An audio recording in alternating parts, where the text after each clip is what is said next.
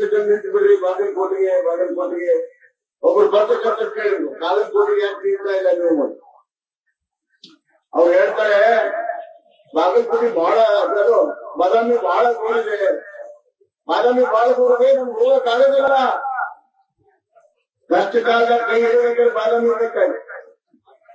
ಈಗ ಮುಖ್ಯಮಂತ್ರಿ ಆದ್ಮೇಲೆ ಬಾದಾಮಿ ಬೇಕಾಗಿಲ್ಲ, ಬಾಗಲಕೋಟೆ ಬೇಕಾಗಿಲ್ಲ. ಇದ್ದವರಿಗೆ ನಾವು ತಕ್ಕ ಪಾಠವನ್ನ ಕಲಿಸ್ಬೇಕು.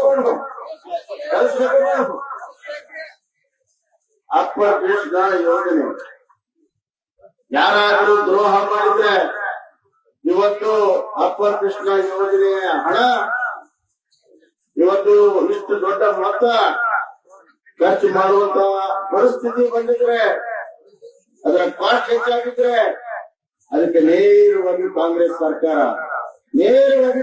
ಸರ್ಕಾರ ಬಚಾವ ತಾಳವಾಗಿ ಬರೀ ಡಿಪಿಆರ್ ಮಾಡಕ್ 14 ವರ್ಷ ತಗೊಂಡಿದ್ದಾರೆ ಇವರು. 14 ವರ್ಷ ಈ ಭಾಗದ ಜನರಿಗೆ ಮೋಸವನ್ನು ಮಾಡ್ಕೊಂಡು ಬಂದಿದ್ದಾರೆ, ಸುಳ್ಳನ್ನು ಹೇಳ್ಕೊಂಡು ಬಂದಿದ್ದಾರೆ.